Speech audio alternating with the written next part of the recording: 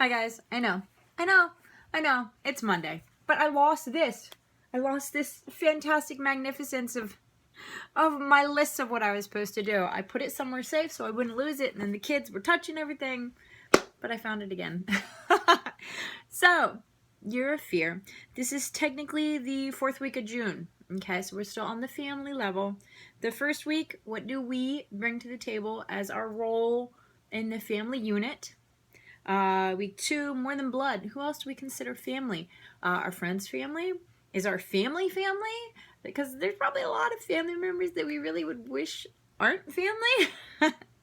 Week number 3, honoring our ancestors and loss. We talked about traditions and kind of how we carry things on and pass things on to the next generations. So this week, 4th, love and partners. Familial love, obviously different from partner love, but how do we bring our partners into the family loop? Do we integrate them into specific traditions? Do we just kind of throw them in and let them flounder? Because I've had that happen to me when I've been introduced to people before, and I'm not very good with that at all. When we introduce partners or even friends into families, it's usually during a holiday, whether that's a July 4th barbecue, an open house at the farm, Thanksgiving dinner, Christmas traditions, because we have a lot of different Christmas traditions. Decorating is a huge one that goes on throughout the month. And even, basically after Thanksgiving, we start decorating for Christmas through the month of December. We love it. We're big on Christmas. Easter is a big one now, especially with the little ones getting bigger. We're really excited to do more like Easter egg hunts, coming up and dyeing Easter eggs. The kids weren't interested in that this year. But those would be things that we would want to integrate partners or friends into.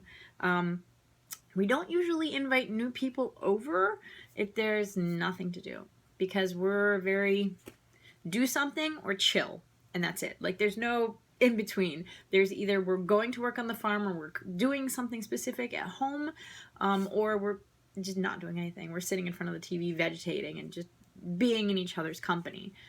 That works for us. That doesn't always work for people.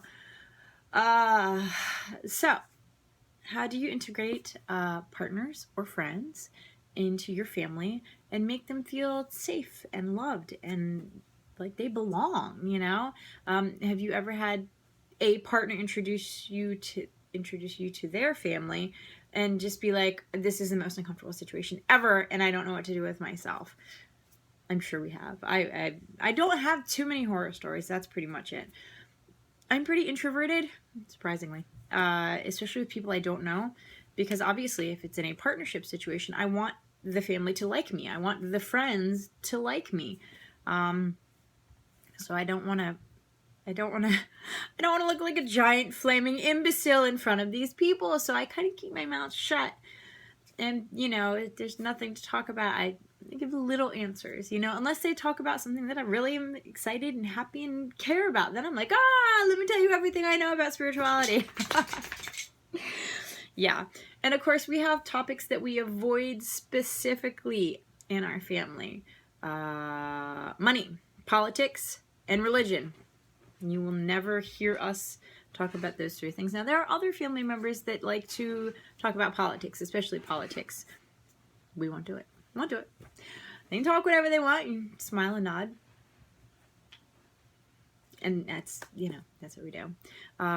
Basically, because we've had rifts in our family created by certain things, and we don't want that.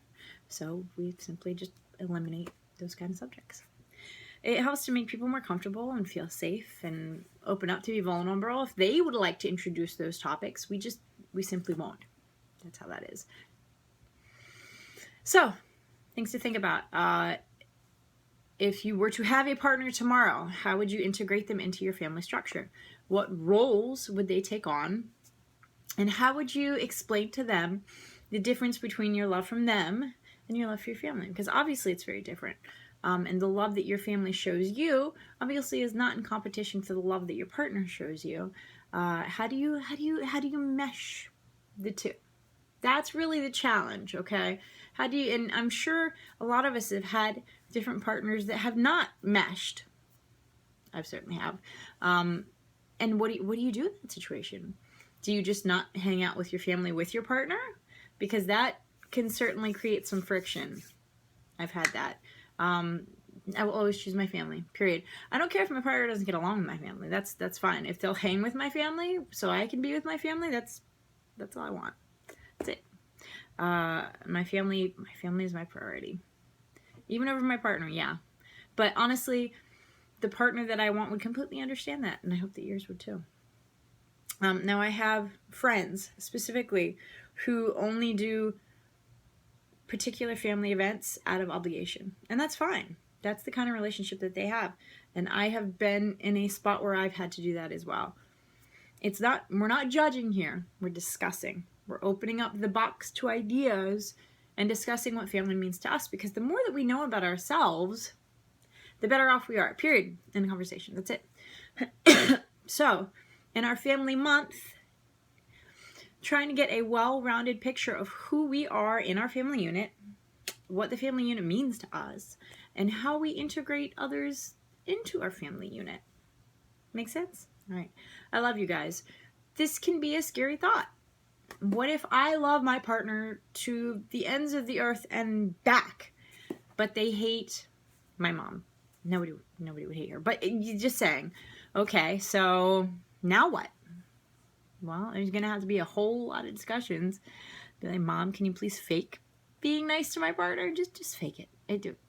Yeah, or just don't overtly be mean. That's it. It's compromise. What happens if your partner thinks that your family doesn't like them? For whatever reason, I've had that happen. And it doesn't have anything to do with you or your family. It has to do with that person and their own family issues. Are you really going to accept that into your family? Yeah. Obviously, it's your decision. But these are all things that we have to think about, because when we choose a partner, basically most of us are choosing for life. We're expecting this to be a permanent partner, a permanent family structure, and we want everyone to get together happily, happily ever after. Duh. So how do we do that? How do we successfully do that? How do we successfully navigate the waters of doing that? That's this week, all right? I love you guys. This is tougher than it seems, okay? I want you to think of all the what ifs. Normally we ignore the what ifs. This week, I want all the what ifs. What if they have a criminal record? I don't know. Maybe they stole a pack of cigarettes when they were 17. I don't know. Maybe they did something horrible, terrible. I don't know. And now they're reformed or some. Worst case, best case, reality, right? Think it all of it. Have a wonderful week, guys. I love you very much. Year of Fear 2016. We're almost through this month. Bye.